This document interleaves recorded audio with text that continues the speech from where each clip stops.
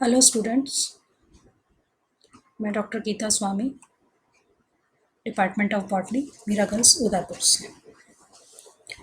पिछले लेक्चर में हम पढ़ रहे थे एल्गी के अंदर किस प्रकार की यूकैरियोटिक सेल पाई जाती है, और उसमें हमने न्यूक्लियस तक का अध्ययन कर लिया था कि न्यूक्लियस की संरचना कैसी होती है।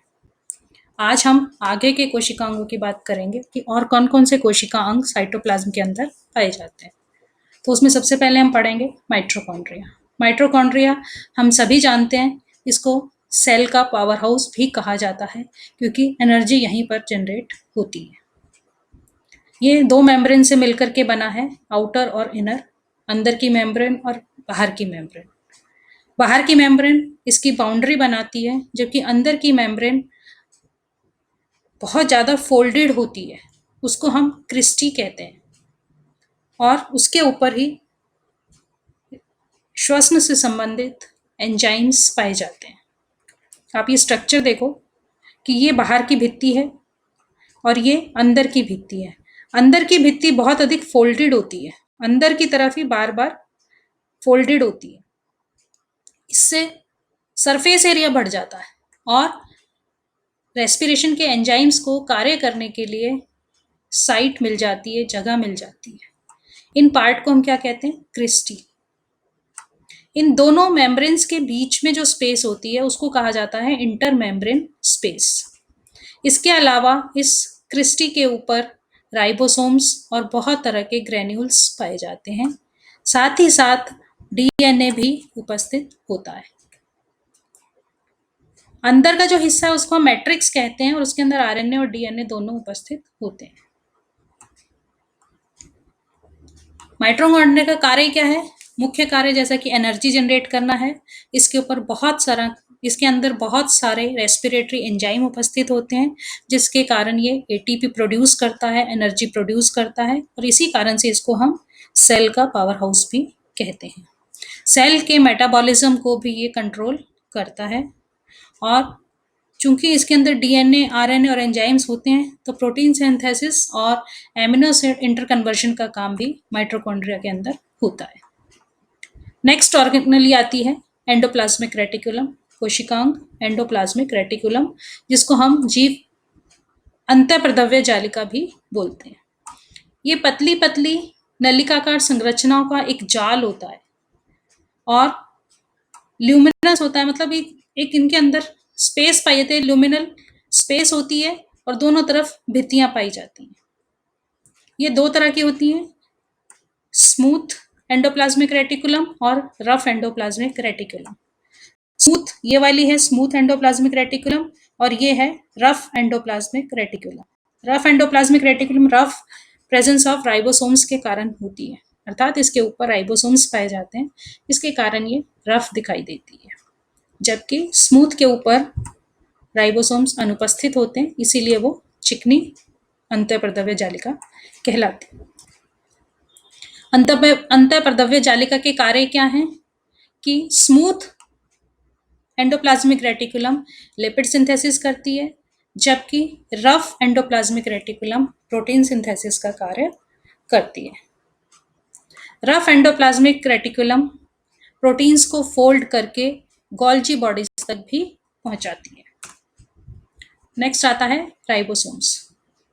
साइटोप्लाज्म के अंदर और अंतःप्रद्रव्य जालिका के ऊपर बहुत सारी दानेदार संरचनाएं पाई जाती हैं, जो कि मेम्ब्रेन बाउंड नहीं होती हैं। इनको हम राइबोसोम्स कहते हैं, और ये प्रोटीन फैक्ट्रीज भी कहलाते हैं क्योंकि ये प्रोटीन सिंथेसिस के मेन साइट होते हैं। ये मेन जगह होती है जहां पर कि प्रोटीन सिंथेसिस होता है। ये आरएनए और प्रोटीन्स के बने हुए होते हैं, और राइबोसोम्स जो होते हैं वो एटीएस टाइप के होते हैं, और इनमें बड़ी यूनिट 60S यूनिट और छोटी यूनिट 40S यूनिट कहलाती है, और इनका मुख्य फंक्शन प्रोटीन सिंथेसिस ही है। नेक्स्ट कोशिकांग है गोल्जी एपरेटस। गोल्जी बॉडी या गोल्जी काय भी कहते हैं। इसका नाम इसको खोज करने वाले साइंटिस्ट के ऊपर ही रखा गया है। कैमिलो गोल्जी ने इसको डिस्कवर किया था, उन्हीं के नाम के ऊपर नाम दिया गया गोल्जी एपरेटस। ये सभी यूकैरियोटिक सेल्स के अंदर पाया जाता है, और ये 2 से लेकर 20 चपटी डिस्क शेप वेसिकल्स, थैली जैसी संरचनाओं से बना होता है। ये थैलियां एक के ऊपर एक लगी रहती हैं और एक स्टैक बनाती है। इस स्टैक को हम कहते हैं सिस्टर्नी, और इनको गोल्जी बॉडीज को डिक्टियोसोम्स भी कहा जाता है। ये आप देख सकते हो, ये पूरा गोल्जी बॉडी का स्ट्रक्चर है। गोल्जी बॉडी के अंदर ये थैलीनुमा संरचनाएं हैं, ये एक के ऊपर एक फ्लैट हैं और डिस्क के रूप में लगी हुई हैं। ये पूरा हिस्सा सिस्टर्नी कहलाता है। ये दो तरह की होती हैं, सिस फेस और ट्रांसफेस। ट्रांसफेस और सिस फेस, ये देखो, जो प्लाज्मा मेम्ब्रेन को फेस करती है और सिक्रेटेड मटेरियल को अपने अंदर लेती है, उसको हम कहते हैं सिस फेस। और जो न्यूक्लियस को फेस करते हुए थैलीनुमा संरचनाएं होती हैं और अपने अंदर से मटेरियल को न्यूक्लियस तक रिलीज करती हैं, उसको हम कहते हैं ट्रांसफेस। गोल्जी बॉडी के फंक्शन क्या है? ये एक तरह से पैकेजिंग मटेरियल का बहुत इंपॉर्टेंट साइट है। यहीं पर प्रोटीन्स मॉडिफाई होते हैं और ये ग्लाइकोलिपिड्स बनाती हैं और प्लाज्मा मेम्ब्रेन तक पहुंचाती हैं। इसके अलावा ये बहुत सारे सेल मेटाबोलाइट्स का भी निर्माण करती हैं। नेक्स्ट मुख्य कोशिका अंग है क्लोरोप्लास्ट। हम सभी जानते हैं कि एल्गी जो है वो ऑटोट्रॉफिक होती है, अपना भोजन स्वयं बनाती है। अपना भोजन बनाने के लिए उसको मेन क्लोरोप्लास्ट की ही आवश्यकता होती है। क्लोरोप्लास्ट एक डबल मेम्ब्रेन बाउंड स्ट्रक्चर है, जिसके अंदर की ग्रेनुलर मैट्रिक्स, जिसको कि हम स्ट्रोमा भी बोलते हैं, पाया जाता है। मैट्रिक्स के अंदर मेम्ब्रेन्स का क्लोज नेटवर्क होता है, जिसको कि हम थाइलेकॉइड्स कहते हैं। ये मेम्ब्रेन भी थैलीनुमा संरचना है, पतली पतली लंबी लंबी संरचनाएं और डिस्क शेप होती हैं, और ये भी एक स्टैक के रूप में एक के ऊपर एक लगी रहती हैं, और इन स्टैक्स को हम ग्रेना कहते हैं। इन्हीं सैक्स के अंदर, इन्हीं थैलीनुमा संरचनाओं के अंदर क्लोरोप्लास्ट पाया जाता है। ये थैलीनुमा संरचनाएं मेनली प्रोटीन्स और लिपिड्स की बनी हुई होती हैं। जो ये सैक हैं, इनके अंदर जो स्पेस होती है उसको हम कहते हैं लॉक्यूलस। कई बार थाइलेकॉइड स्टैक्स नहीं बनाते हैं और बिखरे हुए भी रहते हैं, इररेगुलर मैनर के अंदर ये उपस्थित होते हैं। इस मैट्रिक्स के अंदर राइबोसोम्स और ऑस्मोफिलिक ग्लोब्यूल्स पाए जाते हैं और कुछ मात्रा में डीएनए भी पाया जाता है। ये आप देखो क्लोरोप्लास्ट का स्ट्रक्चर और क्लियर हो जाएगा। ये आउटर मेम्ब्रेन है और ये इनर मेम्ब्रेन है। ये डिस्क नुमा संरचना है, ये एक थाइलेकॉइड है। इस तरह के बहुत सारे थाइलेकॉइड मिलकर के एक पूरा स्टैक बनाते हैं, जिसको कि हम ग्रेना कहते हैं। और ये हिस्सा जहां पर ये ग्रेना उपस्थित होते हैं, मैट्रिक्स का हिस्सा, इसको हम कहते हैं स्ट्रोमा। यही भी सेम चीज है, आउटर मेम्ब्रेन, इनर मेम्ब्रेन, और ये बीच, दोनों मेम्ब्रेन के बीच की स्पेस, ये स्ट्रोमा, और ये स्टैक लाइक स्ट्रक्चर ग्रेना। और स्टैक किससे बने हैं? थाइलेकॉइड से बने। फिर आता है पायरिनॉइड्स। पायरिनॉइड्स भी मेम्ब्रेन बाउंड स्ट्रक्चर नहीं है और प्रोटीन्स के बने हुए होते हैं। ये क्लोरोप्लास्ट के अंदर उपस्थित होते हैं और ये, इनके अंदर मेनली रोबिस्को एंजाइम प्रेजेंट होता है, जो कि फोटोसिंथेसिस के लिए बहुत इंपॉर्टेंट होता है। ये पायरिनॉइड्स स्टार्च का सिंथेसिस करते हैं और उसको स्टोर करके रखते हैं। क्लोरोफाइसी के अंदर पायरिनॉइड्स स्टार्च प्लेट के द्वारा कवर्ड रहते हैं और डायटम्स के अंदर इन पायरिनॉइड्स में स्टार्च के स्थान पर लिपिड्स पाए जाते हैं। ये है पायरिनॉइड्स, और नंबर ऑफ पायरिनॉइड्स भी अलग अलग क्लासेस के अंदर अलग अलग पाए जाते हैं। जैसे क्लेमाइडोमोनास है, इसके अंदर केवल एक पायरिनॉइड पाया जाता है, जबकि ओइडोगोनियम है, इसके अंदर एक से अधिक पायरिनॉइड पाए जाते हैं। ये एक पायरिनॉइड का स्ट्रक्चर है, ये जो ब्लू कलर का दिखाई दे रहा है, ये स्टार्च प्लेट है और ये अंदर की तरफ पायरिनॉइड है। उसके बाद आता है आई स्पॉट। आई स्पॉट फोटो रिसेप्टिव ऑर्गन है, जो कि ग्रीन एल्गी के अंदर, फ्लैजिला युक्त ग्रीन एल्गी, अर्थात जो एल्गी चल है, जिनके अंदर कशाभिकाएं पाई जाती हैं, उनके अंदर ये पाया जाता है। ये मेनली बहुत सेंसिटिव है लाइट के प्रति। यदि एकदम से तेज लाइट आती है तो ये उसके प्रति रिस्पॉन्ड करता है और अपनी डायरेक्शन, सेल की डायरेक्शन को मूवमेंट उल्टी तरफ ले जाता है। जिस तरफ लाइट तेज आती है उससे ये दूसरी तरफ उस सेल को मोड़ देता है। तो ये सेल, ये जो आई स्पॉट है, ये बहुत लाइट सेंसिटिव और ऑर्गेनेली है।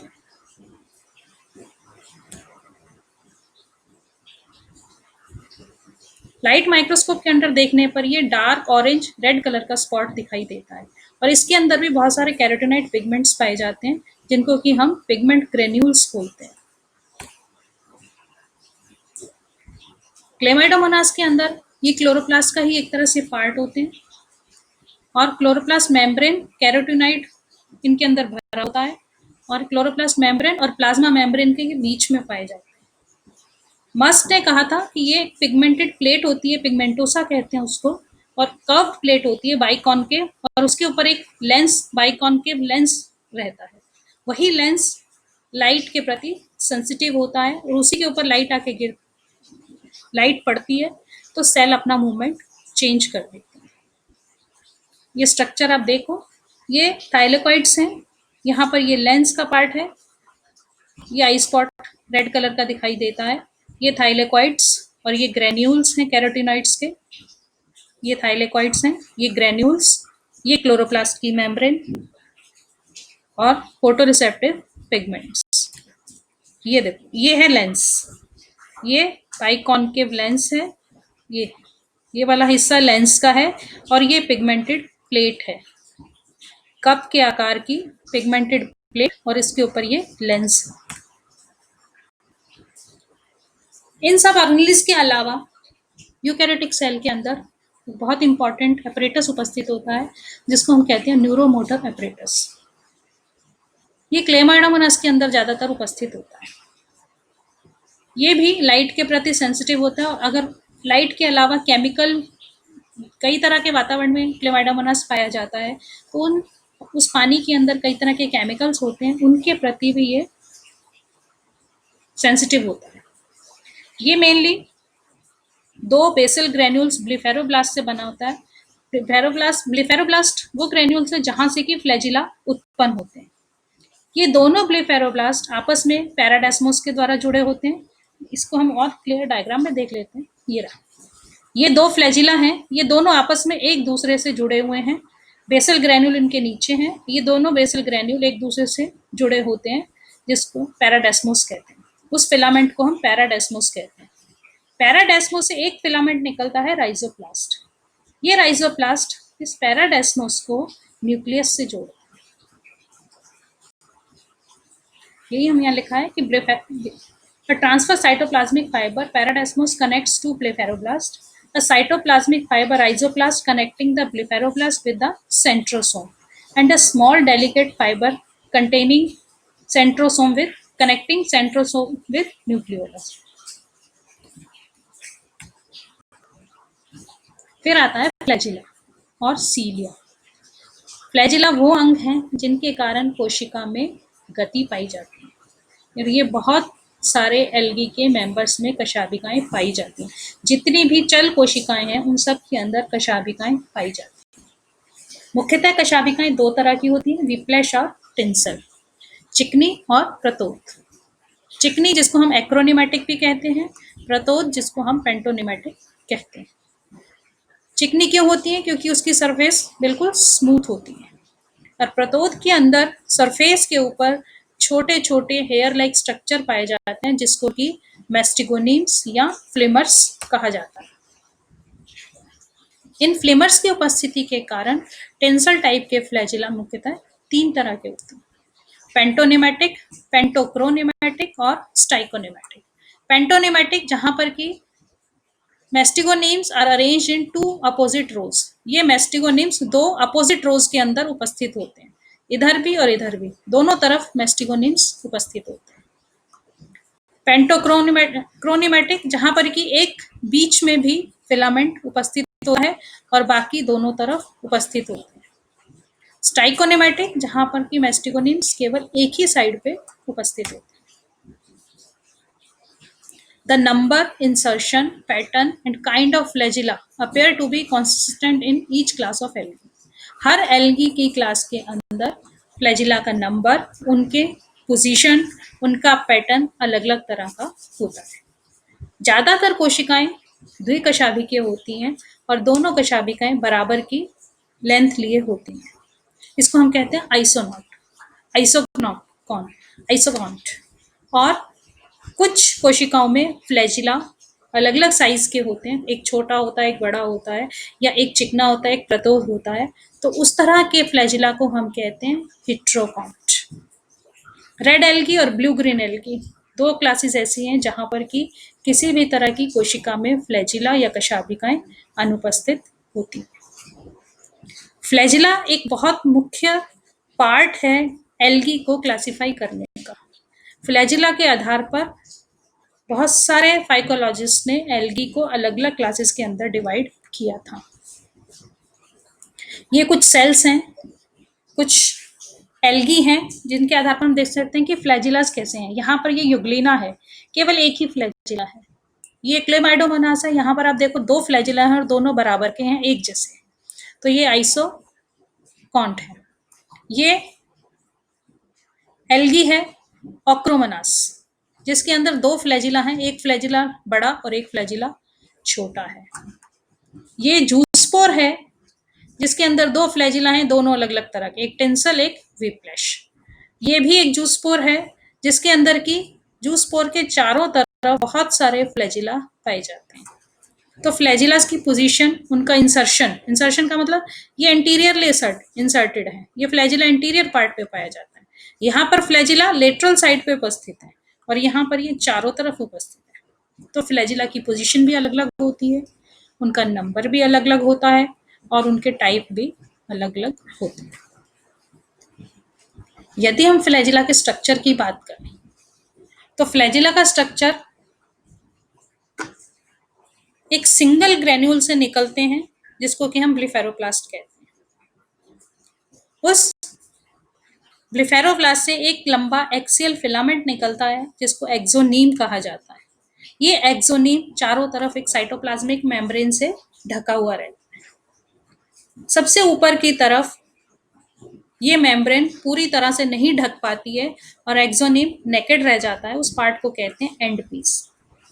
यदि एक्सोनीम का सेक्शन काटा जाए तो 9+2 के पैटर्न में हमें फ्लैजिलम दिखाई देते हैं, माइक्रोट्यूब्यूल्स दिखाई देते हैं। आप इसको डायग्राम में क्लियर देखो,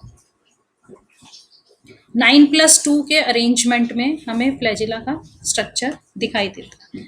ये माइक्रोट्यूब्यूल्स हैं, ये दो दो के पेयर में हैं, तो 9 पेयर्स हैं ये, और ये दो हैं, लेकिन ये दोनों अलग अलग मेम्ब्रेन से ढके हुए हैं। तो इसलिए हम इसको कहते हैं 9+2 का अरेंजमेंट। किसका? ट्यूब्यूल्स का।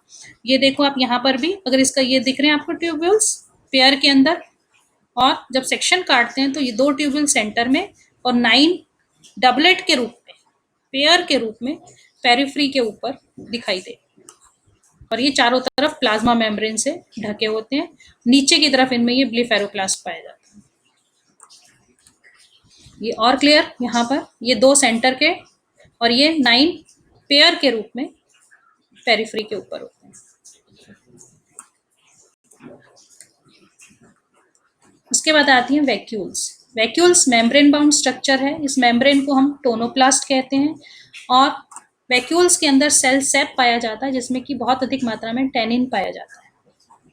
सेल सेप मेनली सेल का ऑस्मोटिक प्रेशर मेंटेन करके रखते हैं। वैक्यूल्स जनरली एसिडिक होती हैं और लाइसोसोम के साथ कुछ बेसिक प्रॉपर्टीज भी शेयर करती हैं। प्लांट्स के अंदर, यानी एल्गी के अंदर मेनली दो तरह की वैक्यूल्स पाई जाती हैं, एक बड़ी सेंट्रल वैक्यूल और एक ग्रुप के अंदर छोटी छोटी वैक्यूल्स मिलकर के इकट्ठी हो जाती हैं। ये एक वैक्यूल है जो कि टोनोप्लास्ट से ढकी हुई है। ये बीच में पूरा सेल सेप है।